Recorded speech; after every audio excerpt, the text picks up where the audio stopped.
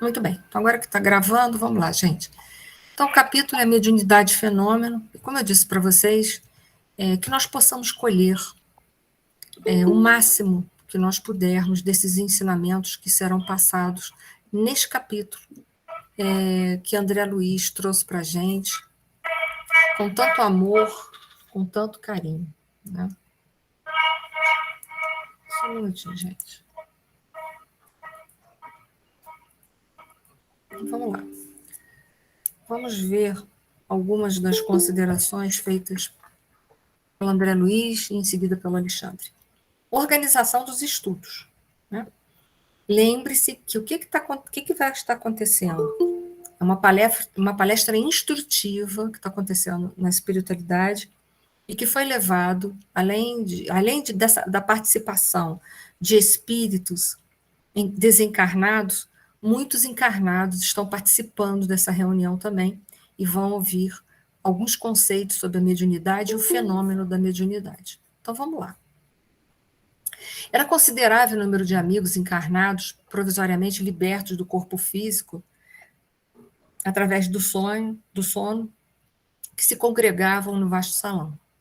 Em primeiro lugar, junto da mesa diretora, onde Alexandre assumiu a chefia, instalaram-se os alunos diretos e permanentes do generoso e sábio instrutor. Distribuíam-se os demais em turmas sucessivas de segundo plano. Calculei a assistência de companheiros nessas condições em pouco mais de 100 pessoas, aproximadamente, exceção dos desencarnados que ocorriam até ali em mais vasta expressão. Além do grupo do irmão Francisco, que trouxera os tutelados, outras associações da mesma natureza compareciam com seus pupilos interessados em novas instruções. Então, a gente vê que, em geral, o maior número são dos desencarnados, mas, de qualquer forma, um número bastante significativo, se a gente for ver. Né? Vamos lá. Observei, porém, uma particularidade. Somente os aprendizes comprometidos com Alexandre, a palavra ali é comprometidos, importante, né? Se a gente está comprometido com alguma coisa, a gente está só envolvido. Comprometido é muito mais do que envolvido. Essa roupa me envolve o corpo. Comprometido é quando a gente está de corpo e alma dentro de uma coisa. Então, os que estavam mais comprometidos com Alexandre podiam relacionar suas dúvidas, pedidos e indagações, não em sentido verbal, mas através de consultas que eram previamente transmitidas a ele antes de iniciar as dissertações. Então, de uma certa forma, aqueles que estavam mais próximos do Alexandre, eles tinham mais acesso ao Alexandre, mas eles também estavam mais comprometidos, o que é natural e é justo. Quanto maior é a nossa dedicação, mais a gente tem méritos para receber coisas. Sertório, então, fala. Há muitas escolas desse gênero para os encarnados que se dispõem a aproveitar os momentos do sono físico. Os que se dispõem, né, a aproveitar. Porque, como a gente viu, 2 casos para trás, um é do Marcondes, o outro é do Moraes, né, se eu não me engano, esses que já participavam vez por outras, mas não estavam tão comprometidos. Então, a pessoa tem que estar disposta e preparada para esse tipo de trabalho. Não é um pote pirlim-pim-pim, que quando a gente dorme à noite, a gente vira santo e está preparado para tudo. Não é assim que funciona. É natural que os discípulos permanentes desse ou daquele setor caiba o direito de interrogar. Como vemos, não há particularismo. Trata-se de uma questão de ordem dos serviços, mesmo porque os aprendizes de comparecimento eventual terão direito outros, por sua vez, nos núcleos a que pertencem. Tá? Mas, de qualquer forma, a gente vê que os que mais trabalham, mais méritos vão possuir, que é natural. E o tema? Qual é o tema? A gente já viu, né? E poderá informar quanto ao tema provocado pela maioria dos aprendizes nessa noite, quer dizer, a maioria que escolhe que gostaria que o Alexandre falasse. Creio que se refere à mediunidade ao fenômeno em geral. E aí vamos lá, falando um pouquinho de magnetismo.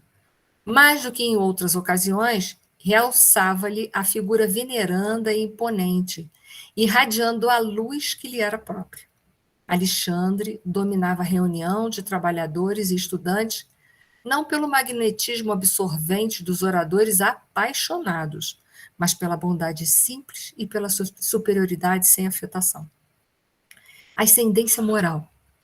É isso aí. É a ascendência moral. É isso que fazia com que Alexandre desprendesse tanto magnetismo, tanta admiração e tantos olhares para ele. E tanto interesse por aquilo que ele falava ali, ou que ele ia falar, ou sobre tudo aquilo que ele desejava falar. Alexandre, a gente vai ver que irradiava a luz dele. É uma propriedade do perispírito e a luminosidade, que é diretamente proporcional ao nível de evolução da pessoa. Quanto mais evoluída ela é, mais ela emite luz. Quanto menos evoluída, menos luz ela vai possuir. Então, a gente vê ali que o Alexandre, esse magnetismo dele, se dava por um ascendente moral dele. Ele tinha uma evolução significativa. Então, ele era respeitado por isso. Ele tinha autoridade, não poder. Porque poder, em geral, é aquilo que alguém te confere. E se confere, pode ser retirado. Mas a autoridade ninguém pode retirar de você. Ele é fruto e conquista do seu trabalho todos os dias. Então, Alexandre, ele tinha autoridade, desenvolvimento moral para tal coisa. E a definição de magnetismo, que é bom a gente ver, magnetismo é propriedade de atração e repulsão e de determinados metais, quando se fala de metais e ímãs, que apresentam um polo positivo e outro negativo, caracterizados pela força dipolo. Isso quando se fala de magnetismo mineral. Mas não era esse tipo de magnetismo mineral que Alexandre produzia. A gente vai mais a fundo nas obras básicas, né? Aí está a forma do magnetismo, que é o magnetismo do metal, né? Material. A gente vai lá e vai começar a entender que é muito o que Alexandre está desprendendo não é esse magnetismo mineral que vai gerar essa força de atração e repulsão por polaridades diferentes. No magnetismo mineral é assim. Polaridades diferentes, elas vão fazer o quê? Vão se atrair. E polaridades que são iguais, né? Elas vão fazer uma repulsão, não é assim? Tanto que quando era criança, não sei se todos vocês, quando a gente pegava um ímã, a gente tentava botar eles dos dois polos iguais, a gente não conseguia chegar um perto do outro, né? Porque ele ia desviando, né? A gente tinha que empregar muita força. No magnetismo mineral é assim: a atração se dá pelo polo positivo com o negativo. São atrações por polaridades desiguais. Mas não é este magnetismo do Alexandre. Aí nós vamos buscar subsídio nas obras básicas, no livro que eu estou citando aí embaixo, no livro A Gênese, para a gente poder fazer um entendimento disso daí. O magnetismo humano e espiritual é diferente do magnetismo mineral. Vamos lá, a conceituação. O magnetismo humano e espiritual, a força de atração se dá através de polaridades iguais e a repulsão de polaridades diferentes. E isso a gente vai encontrar lá em A Gênese, capítulo 14, qualidade dos fluidos, item 21. Retirei isso de lá. Está lá escrito assim, Kardec. Os fluidos se combinam pela semelhança de suas naturezas. Então, os positivos com os positivos e os negativos com os negativos. Os dessemelhantes se repelem. Há incompatibilidade entre os bons e os maus fluidos, como entre o óleo e a água. Então, é muito diferente. A atração no mundo espiritual é dado por polaridades que são iguais. Então, os bons se agrupam com os bons, os maus se agrupam com os maus. E tanto isso é verdade que a gente vai ter os umbrais e vai ter as colônias espirituais, como, por exemplo, uma colônia de transição significativa é nosso lar. Né? Os agrupamentos vão ser feitos por afinidades evolutivas e moralizadoras ou por ausência de moralidade. Isso ficou claro para vocês? No mundo espiritual, o magnetismo é diferente daquele magnetismo mineral do ímã da geladeira, que a gente põe na geladeira. Na espiritualidade, o magnetismo se dá pelas semelhantes. Os bons atraem os bons, os maus vão atrair os maus. Olha que interessante. Era por essa força de atração do Alexandre, e desse bem que Alexandre exalava, esse era o magnetismo do Alexandre. Por isso que eu digo, por autoridade moral. Era isso que fazia com que as pessoas que buscavam as mesmas coisas que Alexandre tinham uma admiração, uma atração natural pelas palavras, pelos ensinamentos do Alexandre. Então, na espiritualidade é diferente. Esse Alphonse Billet foi basicamente um contemporâneo de Kardec. Ele tem um livro que eu já passei para vocês aí por diversas vezes, chamado Magnetismo Curador, no volume 1, capítulo 2, item 19. Olha o que ele fala sobre o magnetismo agora mineral, o Alphonse Billet. Há um magnetismo mineral, um magnetismo vegetal, um magnetismo animal. Porém, é preciso distinguir cuidadosamente o do homem dos demais, porque o magnetismo humano resulta não somente das propriedades do corpo, mas também das faculdades da alma. É verdade. O magnetismo, reduzindo-se a uma simples comunicação de movimento do indivíduo para o outro, acontece que há tantos gêneros como indivíduos. Possui cada um a maneira de radiações que lhe é própria. Então, primeiro que Alphonse Billet, ele vai fazer essa separação, vai mostrar que existem outros tipos de magnetismo, separa o magnetismo humano, ainda diz que o magnetismo humano ele é mais complexo, porque você não pode levar em consideração só essa constituição física. Acima de tudo, você tem que levar em consideração a parte espiritual da pessoa. Olha aí. Isso já nos leva a uma reflexão séria. Que quando eu estou atraindo obsessores, é por afinidade. Afinidade de que sentido? Moral. Há alguma coisa dentro de mim que ainda não está moralizada, que me torna suscetível da influenciação dos espíritos inferiores. Interessante isso, né? Então, fui lá, peguei a obra básica, peguei um contemporâneo de Kardec e a juntamos juntos com uma obra complementar, psicografada por Chico Xavier, para comprovar tudo isso que a gente está falando aqui até o momento. Tá bom? Se tiverem alguma pergunta, fiquem à vontade. Oi? Alguém levantou a mão? Sim, Mirza, por gentileza, pode falar. Assim a gente desmistifica o obsessor, né? Que sempre é o perverso, né? O que nos quer mal. Na realidade, ele se aproxima da gente porque ainda há questões muitas, inúmeras, a se trabalhar, né? E a gente devia, assim, com todo respeito, agradecê-los. É verdade. Porque São eles, nossos às vezes, professores. eles são indicadores de coisas que nós trazemos e precisamos transformar. E, no entanto, a gente abomina eles. Abomina fomos nós que prejudicamos eles em algum momento das nossas reencarnações, e ainda abominamos porque ainda temos essa dificuldade de enxergar o mal que há na gente. É uma responsabilidade muito grande ser espírita. Raul Teixeira, que é orador, espírita, escritor, ele fala que ser espírita é só para quem aguenta. E é verdade. Ser espírita é só para quem aguenta.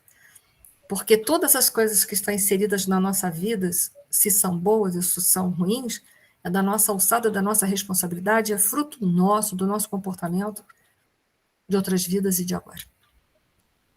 Então, quando a gente fala assim do obsessor, tem gente que fala assim, não, mas eu não tenho afinidade nenhuma pelo meu obsessor. Não, você não tem simpatia, mas você tem afinidade moral. Você não tem simpatia porque ele te aponta, ele é um dedo que acusa, né, acusador na tua direção. Então, você não guarda simpatia, mas você tem afinidade moral com ele. A partir do momento em que você se moraliza, ele não é mais o seu inimigo ou uma criatura antipática, mas ele passa e se torna um irmão da caminhada evolutiva, no qual a gente tem que agradecer. Desculpa se eu te cortei, Mirza, se você quiser. Não, perfeito, não. E aí a gente vai para Oração do Alexandre, que esses espíritos fazem cada oração lindíssima, né? Era tocante e nova para mim, semelhante oração, inteiramente espiritual, e sem o mínimo laivo de personalismo. As nossas orações, às vezes, são todas cheias de personalidades, né? Às vezes a gente usa até palavras rebuscadas para que as pessoas olhem para a gente e vejam, nossa, como ela é inteligente, né? Mas a oração dos espíritos superiores é uma oração simples, mas com uma profundidade infinita. E aí me fez me lembrar essa passagem de Mateus, capítulo 7, versículo 15, lembrando que esse capítulo inteiro, 5, 6 e 7, o Mateus vai estar se referindo ao Sermão da Montanha, um dos sermões mais importantes de nosso Senhor Jesus Cristo, que ali ele deixa um código de conduta moral para toda a humanidade. A tal ponto esse sermão é tão importante que Gandhi, que era hinduísta, o reconhecia. Dizia que se todos os livros espirituais da humanidade se perdessem e restasse tão somente o Sermão do Monte, a humanidade estava salva. E ele nem era cristão, ele era hinduísta. Mateus fala assim, né, narrando Jesus, as suas palavras, ou parafraseando, a gente não sabe como, mas enfim. Quando orardes, não useis de muitas palavras, como fazem os pagãos, porque não são a quantidade de palavras que vai fazer você ser ouvido, mas é aquilo que sai do teu coração, né? Eles pensam que serão ouvidos por força de muitas palavras. Não sejais como eles, pois o vosso Pai sabe do que precisais antes de vos o pedirdes. E é verdade. Então não precisa fazer lista. Deus não está velho, não está caduco, não está surdo. Deus é atemporal. Né? Então, é uma oração de coração que pode ser curta, mas guardar uma emoção, guardar uma verdade, guardar uma profundidade infinita. Todavia, quanto mais procurava impessoalizar-se, afirmando-se mero instrumento da vontade divina, mais destacado se tornava o orientador aos meus olhos, como verdadeiro expoente de sabedoria, humildade, prudência, fidelidade, confiança e luz. O que a gente é, a gente não precisa ficar externando. A nossa vibração, o nosso comportamento fala por nós, o tempo todo. E eles são assim. Isso me levou a outro evangelista, Lucas, capítulo 14, versículo 1, 7 e 11, que fala assim: todo aquele que se eleva será rebaixado, e todo aquele que se rebaixa será elevado. É humildade, né? Quando a gente se eleva, a queda, quanto mais a gente se eleva, maior é a queda. Quanto mais a gente tenta ser aquilo que a gente não é, né? Quanto mais a gente se esforça em ser o que não é, maior será a nossa queda. E toda vez que a gente se rebaixa, ou seja, não procura ser nada além daquilo que é, como Alexandre ali, quanto mais ele impessoaliza a prece dele, mais ele se eleva. E mais a gente vê a elevação dele. Interessante isso, né? É a palestra em si do Alexandre, que eu retirei apenas alguns trechos para a gente poder refletir. Desejais realizações generosas nos domínios da revelação superior, sonhais conquistas gloriosas e realizações sublimes. Entretanto, há que corrigir vossas atitudes mentais diante da vida humana. Como intentar construções sem bases legítimas, atingir os fins sem atender os princípios? A gente quer muita coisa, né? Mas das coisas que a gente quer, o que a gente tem feito para tê-las inseridas na nossa vida? Não se reduz a fé a simples amontoado de promessas brilhantes e o conjunto de ansiedade angustiosas que vos possui os corações de modo algum poderia significar a realização espiritual propriamente dita. Então, Alexandre já começa a dar uma puxada de orelha na gente, né? Se a gente quer coisas boas na nossa vida, a gente tem que trabalhar para elas acontecer. O que na nossa personalidade, hoje, nos impede verdadeiramente, nos impede verdadeiramente de sermos a pessoa que nós desejamos ser. Porque, com certeza, todo mundo aqui deseja ser uma pessoa melhor, mais centrada, mais misericordiosa, mais humilde, mais humana, mais caridosa. Mas o que em nossa personalidade tem servido de barreira para que a gente, vendo, possa igualmente trabalhar? Porque não adianta fazer grandes planos ou ter grandes desejos, mas não fazer nada para atingir esses desejos, não trabalhar em nada para isso. Se eu não me autoconheço, e em seguida o processo do autoconhecimento, que é o autorreconhecimento de si próprio, eu não faço a minha autorreforma, de que me valeu tanto esforço saber quem eu sou se eu não faço nada também para mudar aquilo que eu sou em realidade?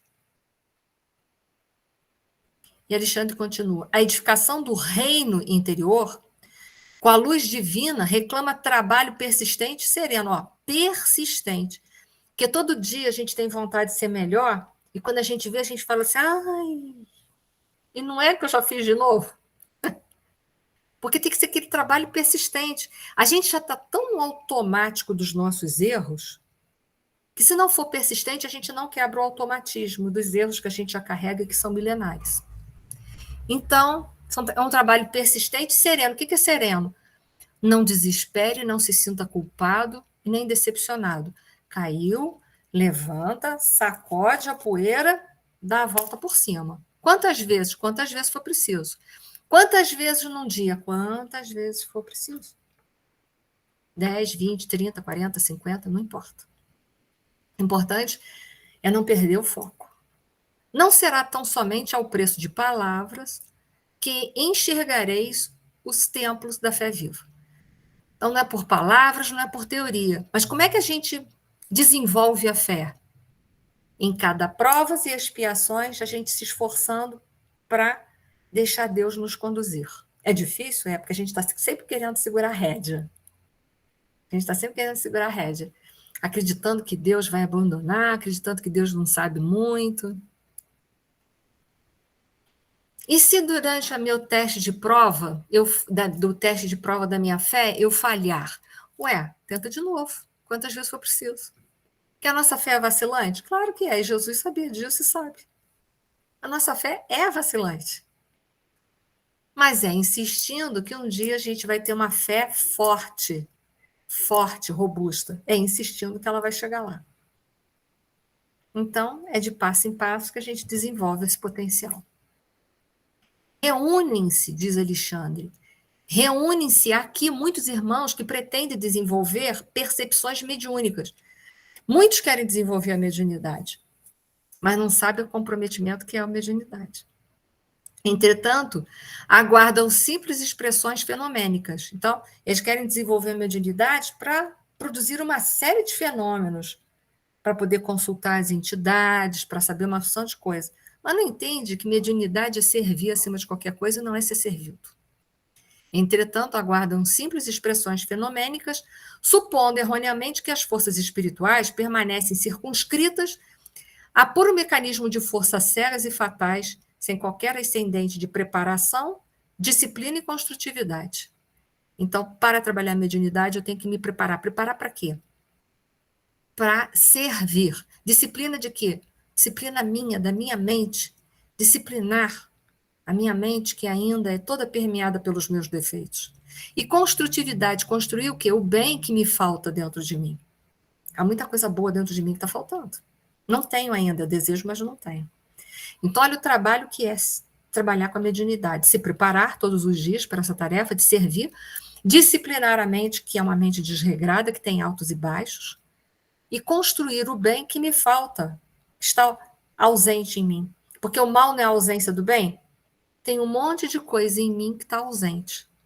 Eu não tenho total misericórdia, eu não tenho total amor, eu não tenho total paciência. Por quê? Ainda está ausente. É como um copo, que está meio cheio, esse copo, né? Uma garrafa. Deixa eu beber um pouco dessa água que está aqui nessa garrafa. É como essa garrafa, tá vendo? Ela tá meio cheia, né? Mas ainda me falta um pedaço, talvez, para trabalhar o amor, a misericórdia. Falta muito mais do que isso, tá, gente? É que eu não aguentei beber mais água para mostrar que falta muito mais em mim do que isso. Mas, enfim, falta isso daqui. O mal é a ausência do bem. Essa parte aqui, ó, tá ausente de bem ainda. É a minha misericórdia, é o meu amor, é a minha brandura que eu ainda não tenho. Então, é isso que a gente tem que tentar fazer. É difícil? Nossa, é difícil para chuchu. Se fosse fácil, a gente não tinha tantas reencarnações. E continua. Urge, porém, estimar o trabalho antes do repouso, aceitar o dever sem exigências, porque geralmente a gente aceita trabalhar, mas a gente não quer mais passar por provas e expiações, a gente não quer mais ficar doente, a gente não quer mais ter problemas. Ó, que coisa ótima. Se trabalhar na mediunidade isentasse tudo isso, todo mundo ia querer trabalhar na mediunidade, né? Desenvolver as tarefas aparentemente pequeninas antes de vos inquietar pelas grandes obras. E é assim mesmo. Às vezes você oferece um trabalho pequeno para a pessoa te olha assim, ah, mas vou fazer só isso? Se você der conta só daquilo, já está bom. Antes de vos inquietar pelas grandes obras e colocar os desígnios do Senhor acima de todas as preocupações individuais. Aí, gente, é dureza. Colocar os desígnios de Deus acima do que eu quero? Né? Urge fugir da apropriação indébita no comércio com as forças invisíveis, furtar-se ao encantamento temporário, à obsessão sutil e perversa. Aí fala assim, mas eu não vendo a minha mediunidade. Depende. Depende.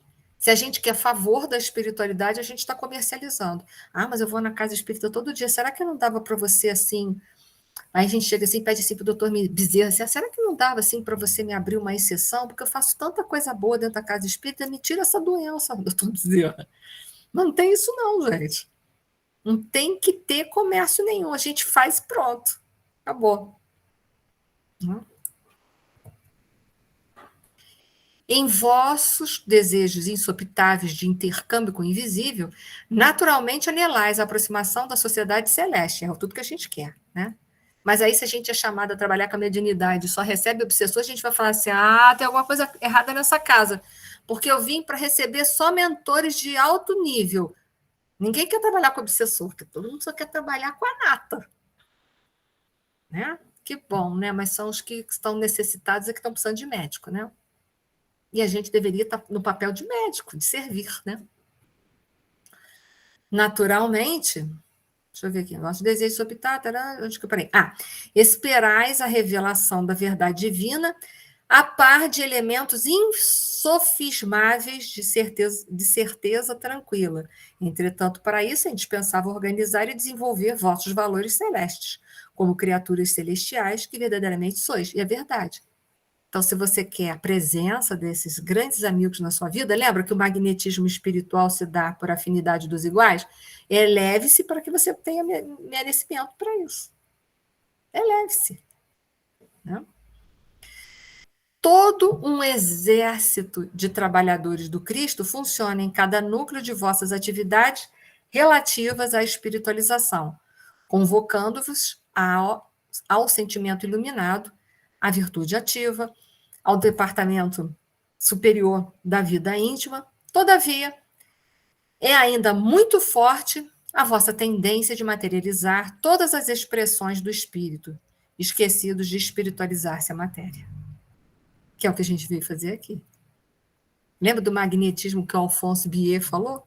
Que a gente tem um magnetismo nosso em referente ao corpo físico, mas em relação ao espírito? Então a gente precisa espiritualizar-se, espiritualizar essa matéria, não o contrário. Né? Como é que se faz para espiritualizar essa matéria?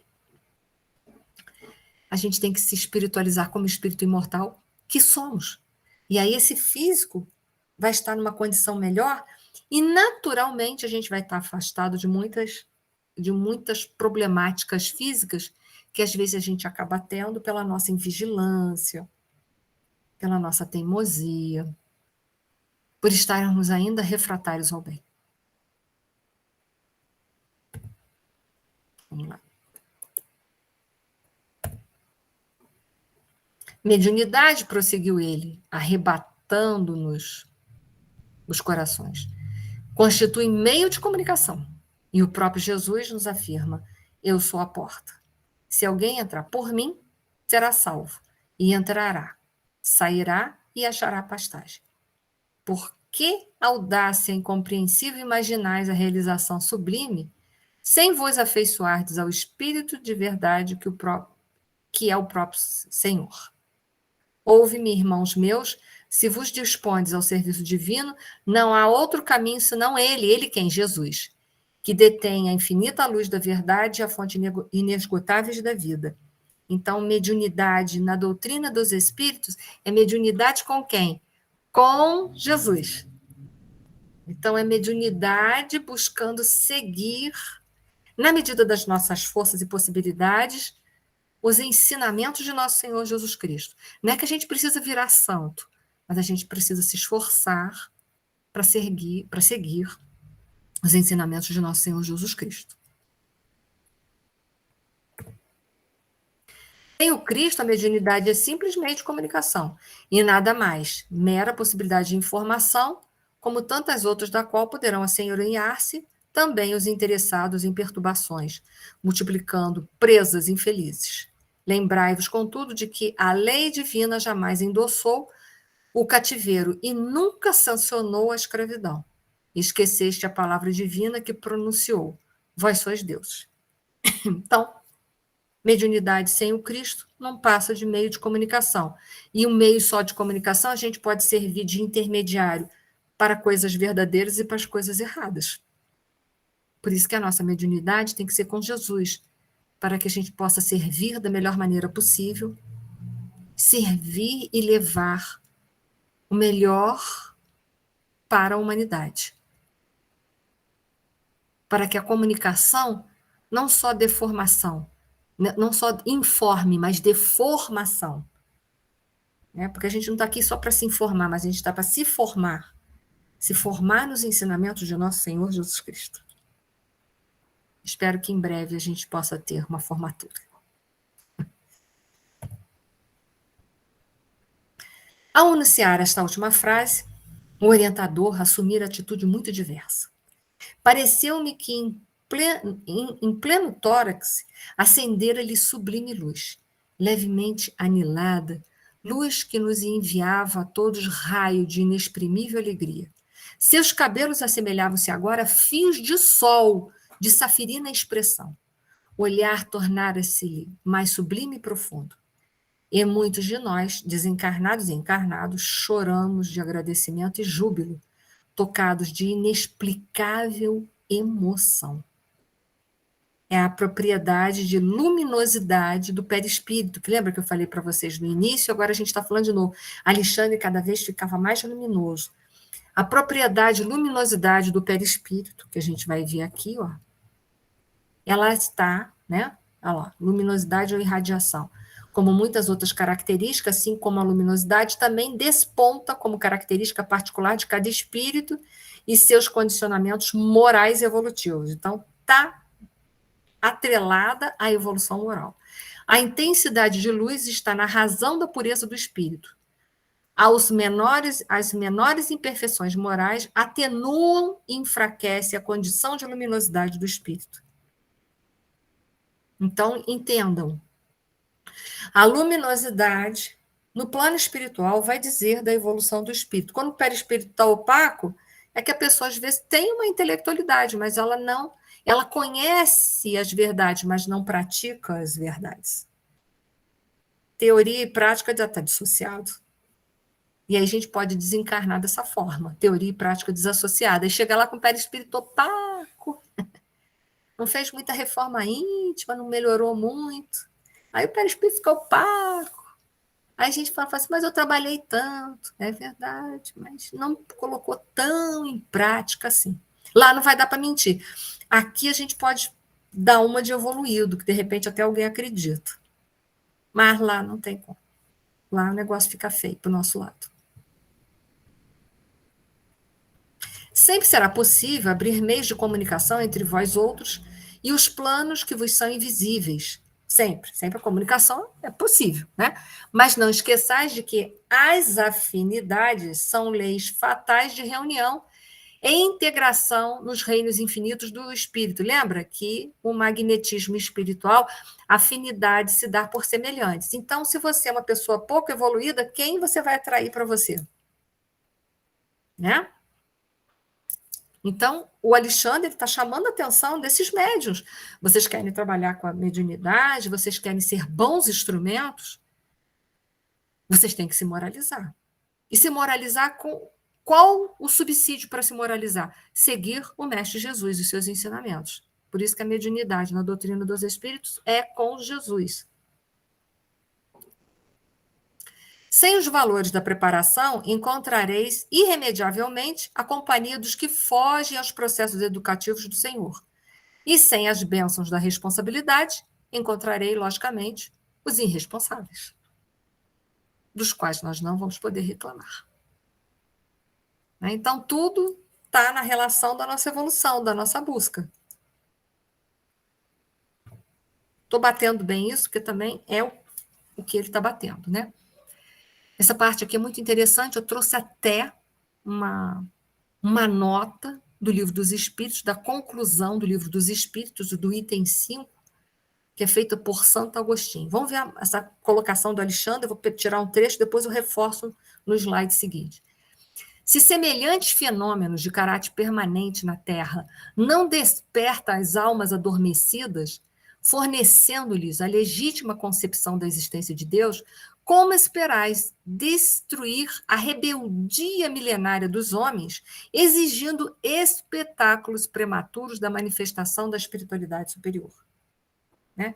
Se os fenômenos da mediunidade, em outras palavras, se os fenômenos da mediunidade não despertam nas almas a existência, comprovação da existência de Deus, então, para que a gente está querendo que a espiritualidade faça um monte de fenômenos, dê um monte de comunicação?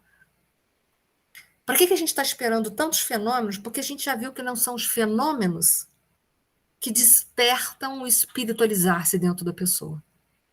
Não são. Porque se fosse, nós já estaríamos todos espiritualizados. E aí eu trouxe esse trechinho aqui, porque às vezes as pessoas querem muitas notícias dos planos espirituais. Eu quero saber o que a espiritualidade pensa sobre isso, o que a espiritualidade pensa sobre aquilo. Né?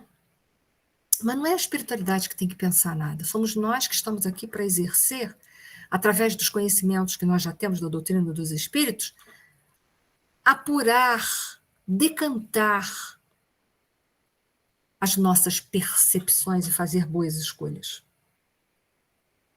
Então, diz lá Santo Agostinho, no item 5, na conclusão do Livro dos Espíritos, falando da doutrina dos espíritos, 3 períodos distintos apresentam o desenvolvimento dessas ideias, das ideias espíritas, né? Primeiro, o da curiosidade, que a singularidade dos fenômenos produzidos desperta. E é assim, é verdade. Né? Quando a gente conhece a doutrina dos espíritos, o fenômeno é uma coisa que encanta muito todos nós, e nós ficamos ali, o fenômeno mediúnico é encantador, de verdade. Então, ele diz que, inicialmente, né, a curiosidade que a singularidade dos fenômenos produzidos desperta, porque desperta essa curiosidade em nós, esse encantamento.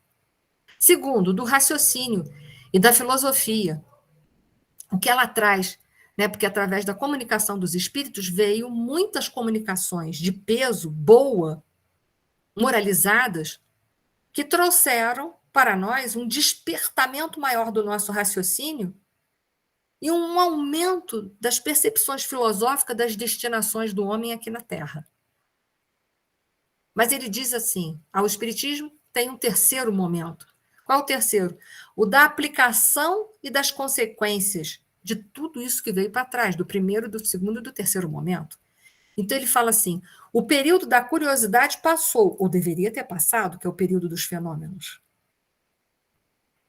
A curiosidade dura pouco, diz Santo Agostinho. Uma vez satisfeita, muda de objetivo. O mesmo não acontece com o que desafia a meditação séria e o raciocínio. Começou o segundo período, que é o período já da amplitude da razão, do raciocínio, do filosofar de todos desses fenômenos que trouxeram para nós essas comunicações.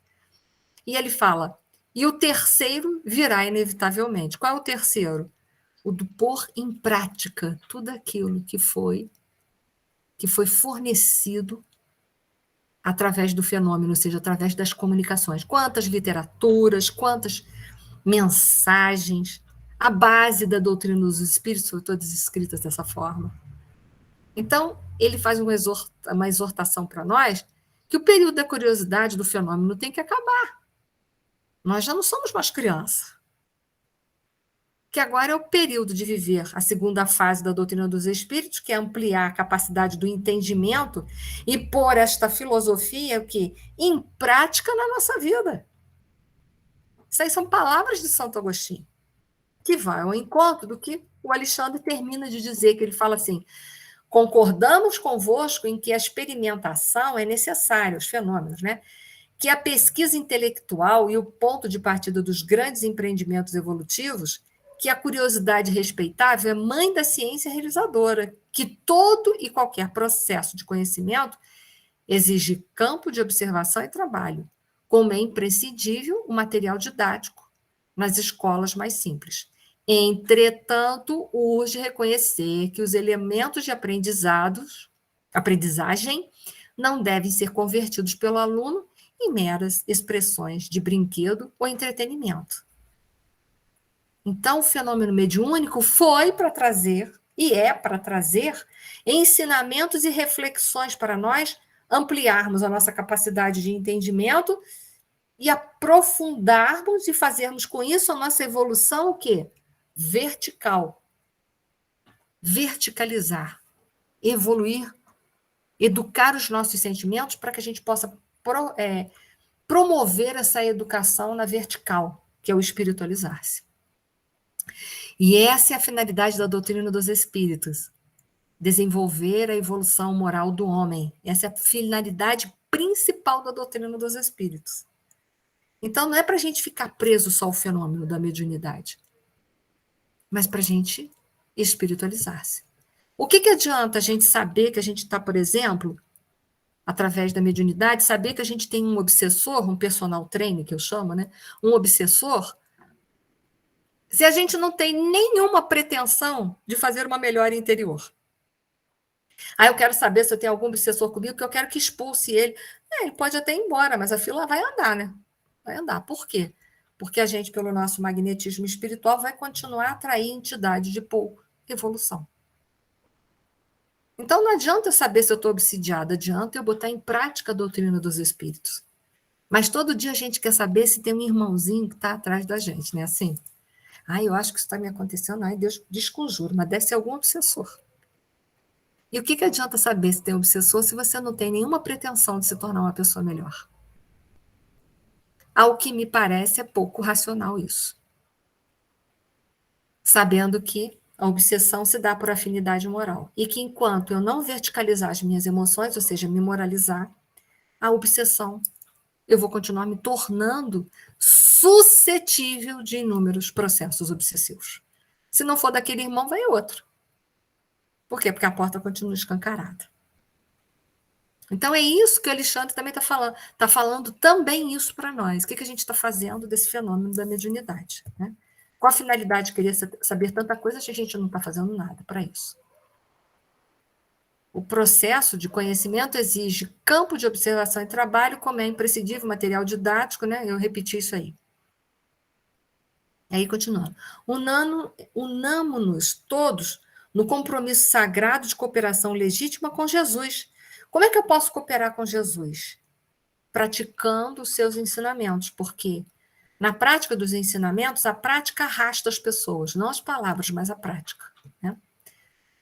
Se o braço humano modifica a estrutura geológica do planeta, rasgando os caminhos novos, construindo cidades magníficas e proporcionando fisionomia diferente ao curso das águas na Terra, intensifiquemos nosso esforço espiritual, renovando as disposições milenárias do pensamento, as disposições milenárias do pensamento, que ainda é animalizado no mundo, construindo estradas sólidas para a fraternidade legítima, concretizando as obras de elevação dos sentimentos e dos raciocínios das criaturas e formando bases cristãs que santifiquem o curso das relações entre os homens.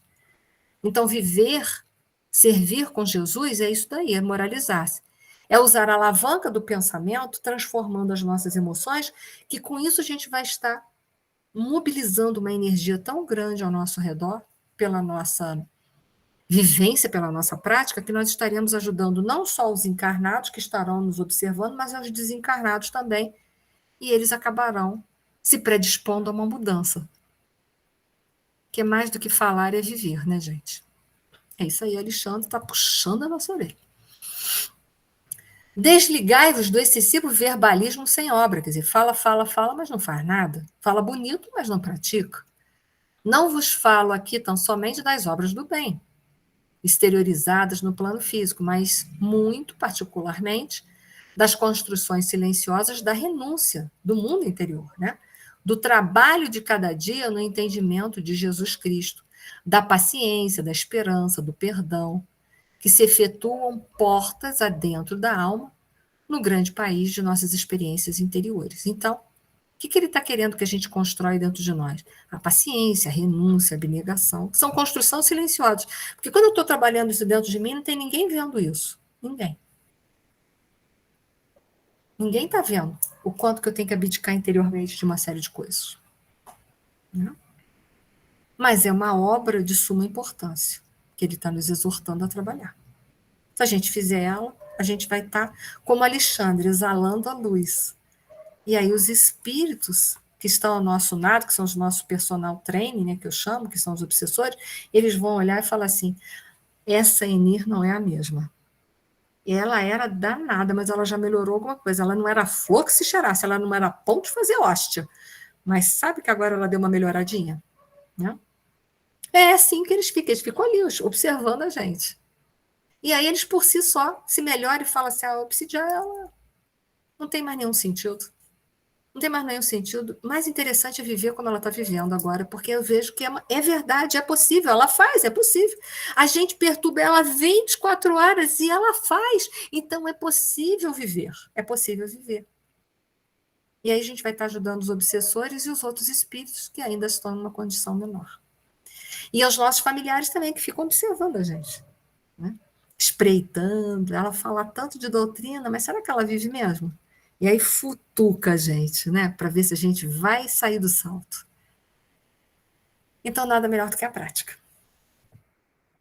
E aí, essa palavra do Alexandre, até botei essa figura de luz aí atrás, Jesus com essa luz, porque foi lindo, né? Jamais quebreis o fio de luz que nos liga individualmente ao Espírito Divino. Gente, a gente está ligado a Deus 24 horas. Deus está conosco 24 horas. O que nos falta? Reconhecer essa ligação com o Pai. Nos falta ver essa ligação com Deus. Porque Deus está 24 horas com a gente. Ele sabe tudo que a gente sente, tudo que a gente pensa. Até aquelas coisas feias que a gente pensa, Deus sabe. Como também sabe das coisas bonitas que a gente pensa. Não permitais que o egoísmo e a vaidade, os apetites inferiores e as tiranias do eu, do ego, né? Vos empane a faculdade de refletir a divina luz. Porque essa consciência egóica que não deixa que a nossa luz interior, ela seja projetada. Jesus diz, vós sois o sal da terra e a luz do mundo. Mas por que essa luz não sai de mim? Porque a consciência egóica prevalece, a consciência egóica é regida pelo orgulho e egoísmo. Então ela ofusca a luz em potencial que eu trago dentro de mim. E aí Deus não resplandece, não sai de dentro de mim para fora. Mas a gente tem potencial de ser luz. Deixa eu ver onde que eu parei. Recordai que em nossa capacidade de servir, em nossas posições de trabalho, estamos para Deus como as pedras preciosas da terra estão para o sol criador. Quanto mais nobre a pureza da pedra, mais possibilidade apresenta para refletir o brilho solar. Então, quanto mais a gente se purificar, mais a gente vai estar refletindo Deus que habita dentro de nós. E aí o namastê acontece. O Deus que habita em mim saúda o Deus que habita em você. Olha que bonito. O namastê de verdade acontece. Porque essa é a saudação verdadeira, não a saudação verbal, não significa muito. Mas a saudação verdadeira é quando eu deixo Deus resplandecer em mim. E aí a minha personalidade é secundária. E aí o Deus que habita em mim verdadeiramente saúda o Deus que habita em você. Colocai as expressões fenomênicas, né, da mediunidade, fenomênicas de vossos trabalhos em segundo plano, lembrando sempre de que o espírito é tudo. Então, bota o fenômeno de lado e deixa o que é bom sair de você. Mas para isso a gente tem que trabalhar a mediunidade com Jesus. Não é moleza isso, não. E isso era até agora o que eu queria falar. Agora, eu deixo a vocês, que eu não sei se vocês pincelaram aí outras coisas do texto, para que vocês possam também, ainda nos 6 minutinhos que nos restam, fazer as considerações também de vocês. Que, de repente, eu pesquei muita coisa, mas que eu não pesquei igual a vocês, com certeza. A minha forma de olhar, de sentir as páginas do livro, os ensinamentos, é a minha forma, né? Pode falar, Ana Lúcia. Eni, quando você fala mediunidade com Jesus, seria exatamente não ver a mediunidade só pela curiosidade? Seria ver a mediunidade para praticar? A prática dela, a prática da verdadeira mediunidade, ela começa no mundo interior. É vivenciando os ensinos de Jesus.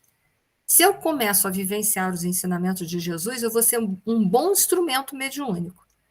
Agora, se eu só quero praticar a mediunidade, mas na hora da reforma íntima, isso depois eu faço, já não vou ser um bom instrumento. Isso é mediunidade com Jesus.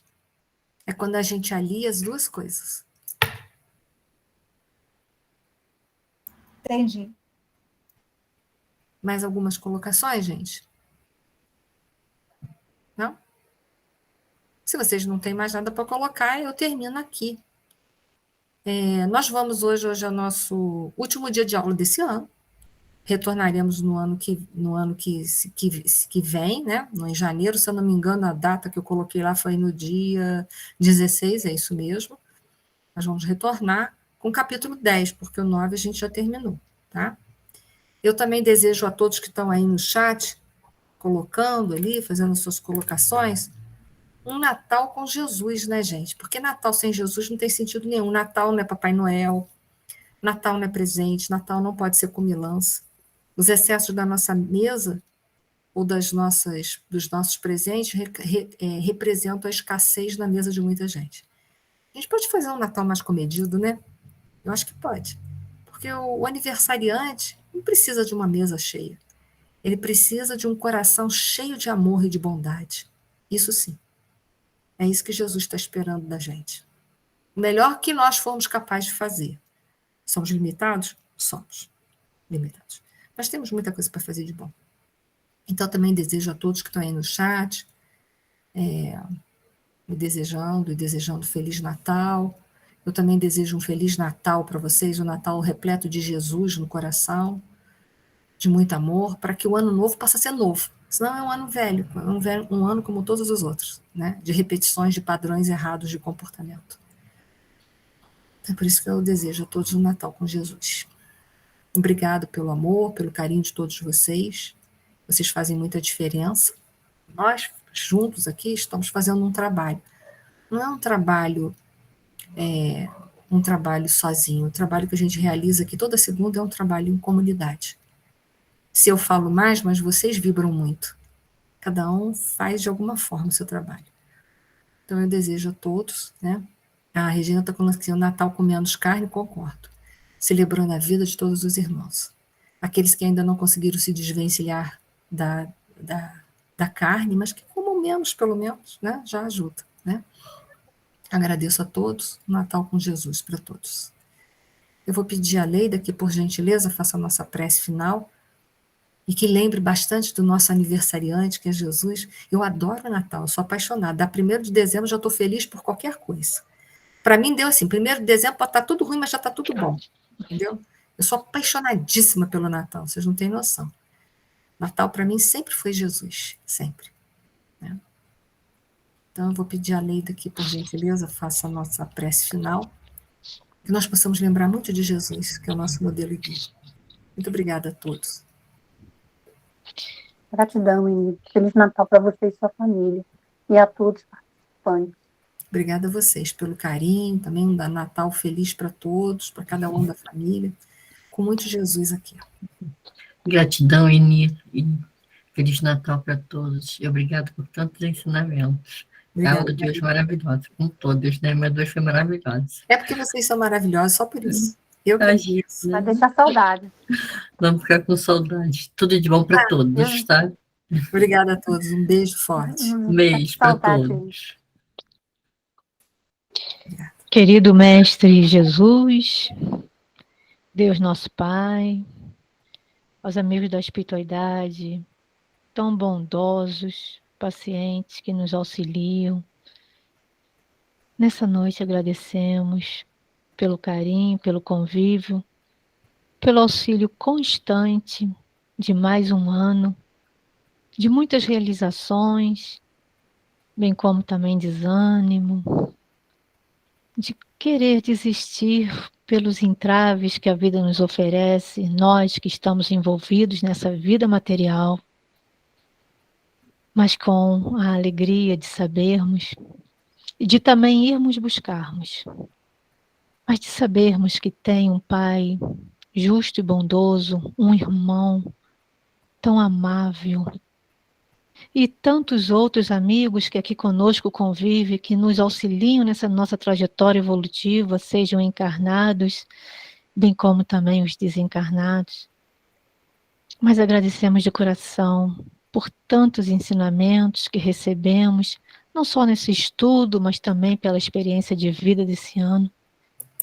E agradecemos imensamente a participação de todos em nossa vida, através das preces, das palavras amiga e também do silêncio, que nos favoreceu em muitos momentos para a nossa reflexão.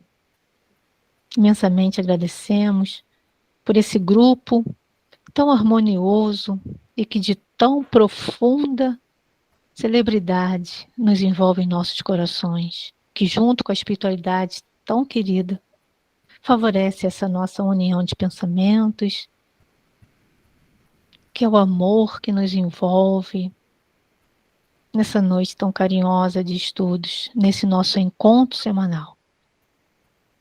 E assim, Mestre Jesus, nesse mês que celebramos o teu nascimento, que possamos sempre, cada vez mais, pois assim somos envoltos nesse mês, mas que possamos lembrar dos teus ensinamentos, do teu amor tão carinhoso que nos envolve, nos acalenta a alma, tanto nas nossas alegrias, bem como também nos nossos momentos de desânimo.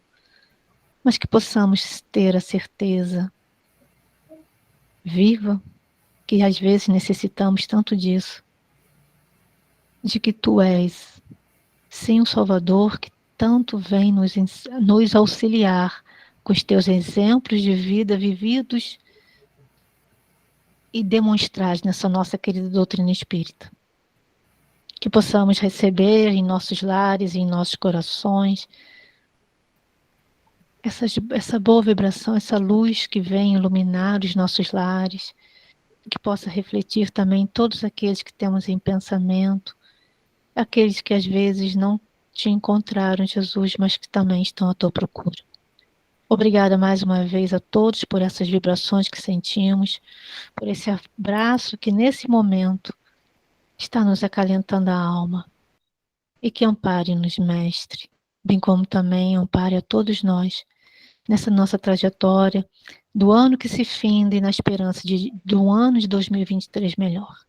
Que possa envolver a todos de paz e harmonia e que tenhamos boas festas, Natal com Jesus, com moralização, e sempre lembrando dos ensinamentos que conseguimos aqui nesse ano e que graças à doutrina espírita vem nos auxiliar a cada momento. Envolva-nos a cada um, a cada lar, e que tenhamos boas festas, um bom Natal e renovações para o ano que se vem.